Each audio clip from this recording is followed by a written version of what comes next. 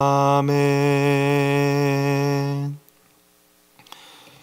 오늘 하나님께서 우리에게 주신 말씀 창세기 47장입니다. 창세기 47장 13절에서 26절까지의 말씀입니다. 창세기 47장 13절에서 26절까지의 말씀, 제가 가진 성경으로는 구약 74페이지입니다. 우리 다 찾으신 줄 알고 함께 우리 합독할 수 있도록 하겠습니다. 13절에서 26절까지 우리 함께 합독하도록 하겠습니다. 기근이 더욱 심하여 사방에 먹을 것이 없고 애굽 땅과 가나안 땅이 기근으로 황폐하니 요셉이 곡식을 팔아 애굽 땅과 가나안 땅에 있는 돈을 모두 거두어 들이고 그 돈을 바로의 궁으로 가져가니 애굽 땅과 가나안 땅에 돈이 떨어진지라. 애굽 백성이 다 요셉에게 와서 이르되 돈이 떨어졌사오니 우리에게 먹을 거리를 주소서. 어찌 주 앞에서 죽으리이까. 요셉이 이르되 너희의 가축을 내라. 돈이 떨어졌은즉 내가 너희의 가축과 바꾸어 주리라. 그들이 그들의 가축을 요셉에게 끌어오는지라. 요셉이 그 말과 양떼와 소떼와 나귀를 받고 그들에게 먹을 것을 주되 곧 그 모든 가축과 바꾸어서 그해 동안에 먹을 것을 그들에게 주니라. 그 해가 다가고 새해가 되매 무리가 요셉에게 와서 그에게 말하되 우리가 주께 숨기지 아니하나이다. 우리의 돈이 다하였고 우리의 가축대가 주께로 돌아갔사오니 주께 낼 것이 아무것도 남지 아니하고 우리의 몸과 토지뿐이라. 우리가 어찌 우리의 토지와 함께 주의 목전에 죽으리이까. 우리의 몸과 우리의 토지를 먹을 것을 주고 사소서. 우리가 토지와 함께 바로의 종이 되리니 우리에게 종자를 주시면 우리가 살고 죽지 아니하며 토지도 황폐하게 되지 아니하리이다. 그러므로 요셉의 애굽의 모든 토지를 다 사서 바로에게 바치니 애굽의 모든 사람들이 기근에 시달려 각기 토지를 팔았음이라. 땅이 바로의 소유가 되니라. 요셉이 애굽 땅의 이 끝에서 저 끝까지의 백성을 성읍들에 옮겼으나 제사장들의 토지는 사지 아니하였으니 제사장들은 바로에게서 녹을 받음이라. 바로가 주는 녹을 먹음으로 그들이 토지를 팔지 않음이었더라. 요셉이 백성에게 이르되 오늘 내가 바로를 위하여 너희 몸과 너희 토지를 샀노라. 여기 종자가 있으니 너희는 그 땅에 뿌리라. 추수의 5분의 1을 바로에게 상납하고 5분의 4는 너희가 가져서 토지의 종자로도 삼고 너희의 양식으로도 삼고 너희 가족과 어린아이의 양식으로도 삼으라. 그들이 이르되 주께서 우리를 살리셨사오니 우리가 주께 은혜를 입고 바로의 종이 되겠나이다. 요셉이 애굽 토지법을 세우매 그 5분의 1이 바로에게 상납되나 제사장의 토지는 바로의 소유가 되지 아니하며 오늘까지 이르니라. 아멘. 잠깐 제가 기도하도록 하겠습니다. 사랑과 은혜와 자비의 하나님, 오늘도 지친 몸을 이끌고 우리 또 각자 자리에서 예배드릴 수 있게 해주심에 감사와 영광을 올려드립니다. 우리가 선 이 자리에서 말씀을 통해 하나 되게 하시고 또 이 어려운 시기에 정말 스스로가 기도와 말씀으로 일어서며 스스로를 단련해 나가는 시간이 될 수 있도록 하여 주시옵소서. 말씀을 청종하며 말씀대로 살아가길 힘쓰는 우리가 되게 하여 주시옵소서. 말씀을 전하는 자의 입술 위에 주님의 향기를 허락하시고 또 대언자와 회중의 마음이 하나 되게 하시고 오직 하나님만을 높이는 자리가 되게 하여 주시옵소서. 모든 시간 가운데 주님 함께하여 주시고 감사드리며 우리 주 예수 그리스도의 이름으로 기도드립니다. 아멘.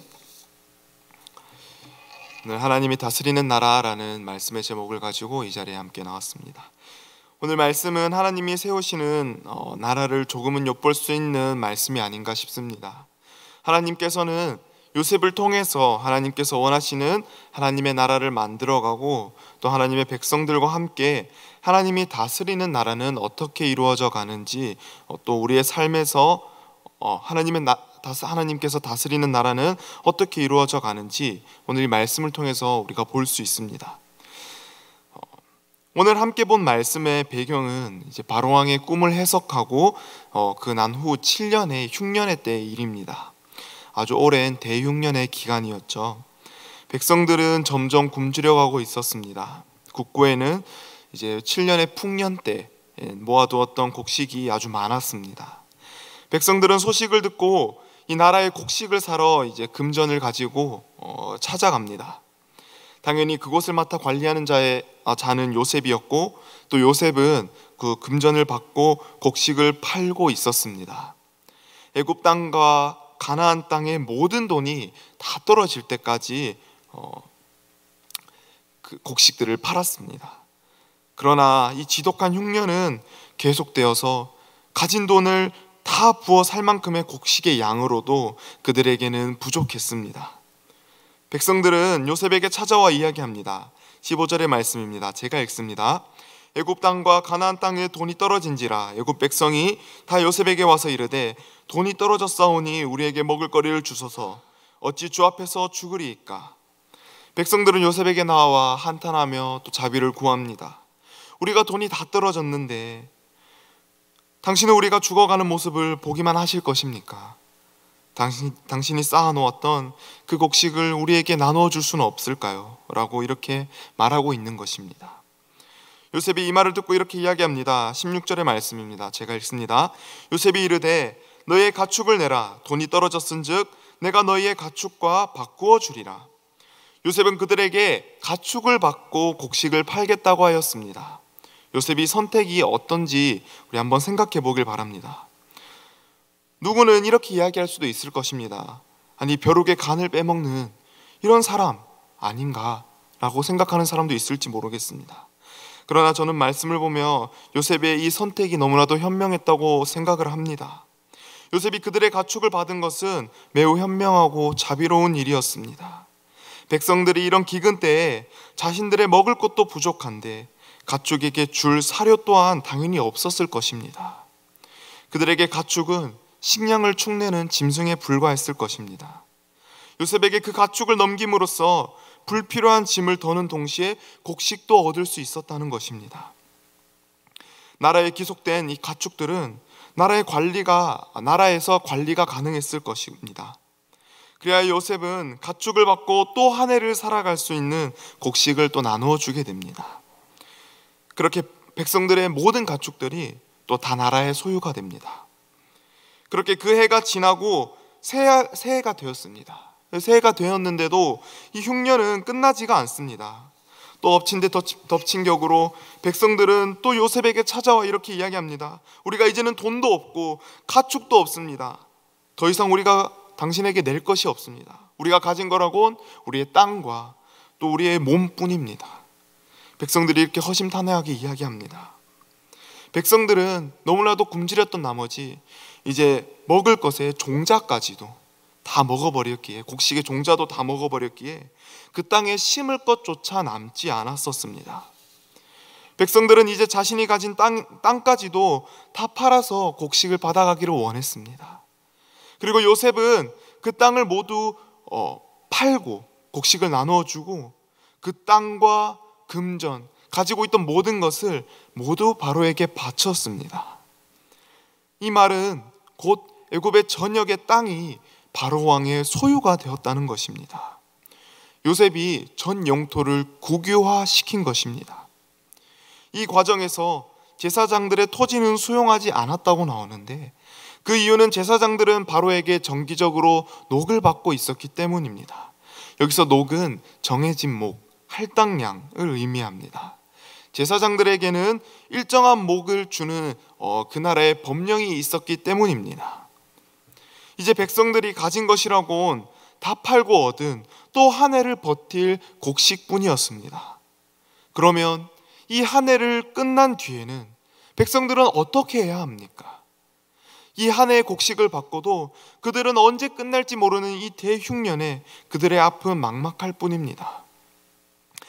여기서 요셉은 백성들에게 한 가지 제안을 합니다. 23절과 24절 연속해서 또 제가 읽습니다. 요셉이 백성에게 이르되 오늘 내가 바로를 위하여 너희 몸과 너희 토지를 샀노라. 여기 종자가 있으니 너희는 그 땅에 뿌리라. 추수의 5분의 1을 바로에게 상납하고 5분의 4는 너희가 가져서 토지의 종자로도 삼고 너희의 양식으로도 삼고 너희 가족과 어린아이의 양식으로도 삼으라. 아멘. 요셉은 애굽에 새로운 토지법을 제정합니다.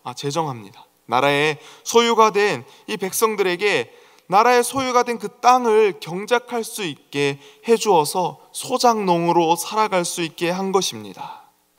그런데 그중 5분의 1은 바로에게, 그리고 5분의 4는 자신들에게 쓸 수 있게 해주었습니다. 그들은 5분의 1을 나라가 가져간 것에 대해서 불평을 하고 불만을 한 것이 아니라 5분의 4, 80%를 자신들이 가지는 것에 대해서 놀랍고 또 감사함을 느꼈을 것입니다. 25절의 말씀입니다. 그들이 이르되 주께서 우리를 살리셨으니 우리가 주께 은혜를 입고 바로의 종이 되겠나이다. 모든 것들을 다 팔고 남은 것이 없을 때 요셉은 그들에게 또 한 번 살 기회를 주었습니다. 백성들은 감사해하며 바로의 종이 되기를 기뻐하였습니다. 백성들은 요셉에게로부터 은혜를 입었다고 말하고 있습니다. 요셉이 이렇게 애굽의 새 법을 세우고 그 5분의 1은 바로에게 상납하도록 하였습니다. 그리고 그것이 오늘날까지 이른다라고 말씀은 기록하고 있는데, 이것은 당연히 모세가 기록하던 그 당시를 이야기하는 것일 것입니다. 우리는 애굽 전체를 바로의 기속으로 돌린 요셉의 행동을 봅니다. 처음에는 백성들의 금전이었고, 그리고 가축과 그리고 땅과 또 자신들의 모두 결국 하나도 바로의 것이 아닌 게 없게 되었습니다. 누군가는 이 상황에서 요셉이 백성들을 국가 노예로 삼은 일에 대해 매우 부도덕적으로 여길지 모르겠습니다. 그러나 고대 시대에 당시 이 시대까지만 해도 가난한 자들이 가진 자들에게 자신의 노동력을 파는 것은 사실 매우 일상적인 일이었습니다. 이 당시에 노예는 학대받는 계층이 아니었고 인권이 크게 존중되었고 또한 자유인의 신분을 언제든지 회복할 수 있었던 그런 시대입니다. 애굽 백성이 요셉에게 은혜를 입었다라고 말하는 이유는 그런 조치로 그들의 생명을 부지할 수 있었기 때문입니다. 그들의 불필요한 땅을 팔 수도 있었고 또 자신의 노동력을 또 팔 수도 있었고 살아갈 수 있는 그런 유일한 기회가 생겼기 때문입니다. 그들이 노예인 것은, 그들이 국가의 종이 된 것은 소작농의 의미이지 채찍을 맞아가며 가혹한 중노동에 시달리던 노예가 아니었다는 것이죠.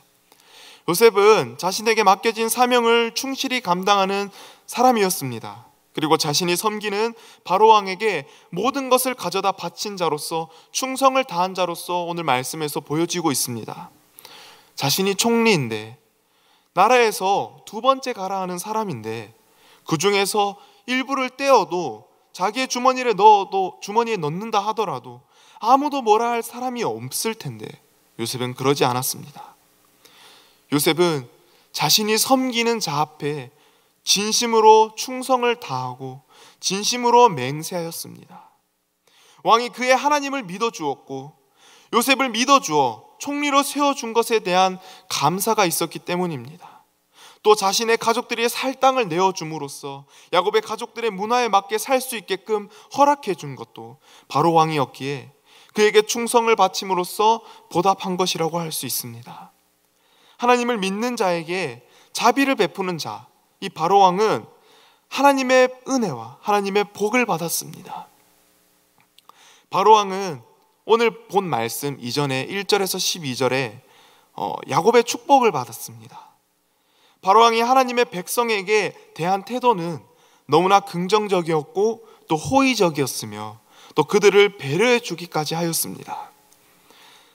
이 말씀을 볼 때, 이 바로 왕의 태도를 볼 때 하나님의 백성을 섬기고 호의를 베풀었던 바로는 지금 그 복과 은혜를 받고 있는 것입니다.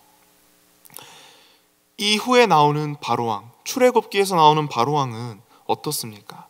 이스라엘 백성들, 하나님이 사랑하는 하나님의 백성들을 노예화시키고 또 중노동을 시키며 그렇게 가혹하게 대했을 때 그 바로왕은 10가지의 재앙, 여러 가지 재앙을 받게 되면서 이렇게 무너져가는 그런 모습을 보게 되는, 이런 출애굽기의 바로왕과 대조되는 이런 모습을 보게 됩니다. 그렇게 바로왕은 나라를 다스릴 수 있는 제대로 된 기반이 쌓였고 재정도 풍족하게 되었습니다. 요셉의 이 모든 지혜, 나라를 모든 땅을 국유화시키고 모든 것의 소유를 바로왕에게 귀속시킨 것, 이 지혜는 누구에게 나온 것입니까? 바로 하나님으로부터 나온 지혜임을 믿습니다. 우리는 요셉의 정책들이 다 하나님으로부터 나온 지혜임을 믿습니다. 요셉이 그 땅의 총리로 있는 동안에 애굽은 하나님이 다스리는 나라였습니다. 하나님이 다스리는 나라는 대흉년에도 모든 백성이 은혜를 입고 잘 살아갈 수 있는 나라였습니다. 고난이 있고 역경이 있어도 버틸 수 있는 나라였다는 것입니다. 그렇습니다. 애굽의 모든 백성들은 자신의 것을 다 잃어도 돈, 가축, 심지어 자기 자신조차, 자기의 땅조차 자기의 소유가 아니라 하더라도 하나님의 은혜로 그들은 살아갈 수 있었습니다. 그들은 그저 감사함으로 기쁘게 일할 수 있었던 것입니다. 그리고 그들에게 주어진 5분의 1의 소작료는 고대의 평균 소작료보다도 낮은 것이었습니다. 그들에게 더 없는 은혜였을 것입니다. 또 중요한 것은 5분의 1이라는 것입니다. 무슨 말이냐면 그들이 벌어들이는 양이 적어도 5분의 1, 그들이 벌어들이는 곡식이 많아도 5분의 1. 한 해에 얼마를 정해놓은 것이 아니라 네가 해낼 수 있는 양의 5분의 1을 내라는 것이었습니다. 한 해에 얼마를 채워야 한다는 부담감도 없던 이런 큰 놀라운 은혜가 아닐 수 없습니다. 만약에 한 해에 얼마를 정해놓고 받아들였다면 그것은 누군가에게는 너무나도 힘든 일이고 또 착취가 될 수 있었을 것입니다. 왕부터 노예까지 모두가 은혜를 입는 나라가 되었습니다. 요셉을 통해 그들은 하나님의 은혜를 입었습니다. 요셉의 통치는 모두에게 생명과 복이 되었습니다. 이것은 분명 그가 총리였기에 가능했던 일입니다. 그러나 총리가 되어야지만이 하나님의 일을 할 수 있는 것은 아닙니다. 우리는 주님의 일을 따르도록 부름을 받았고 또 큰 일을 하도록 주님의 부름에 따라 주님의 일을 따르도록 부름을 받았지 큰 일을 하도록 부름을 받은 것은 아니기 때문입니다. 각자의 자리에서 사람을 살리고 공경을 도와주며 약한 자를 살피는 우리 모두가 될 수 있기를 주님의 이름으로 소원합니다. 지금 우리가 속한 이것도 현재 대흉년이라고 생각이 듭니다. 영적으로 매우 흉년입니다. 이 위기의 순간일수록 우리는 더욱 하나님의 종일 되길 자처하고 더욱 하나님을 의지해야 할 줄 믿습니다. 하나님께 나의 전부를 드려 세상을 하나님의 나라로 세워가야 하는데 힘써야 할 줄 믿습니다. 내가 어디에 속해 있든지 하나님께서 다스리는 나라를 세워가는데 우리는 동참해야 할 줄을 믿습니다.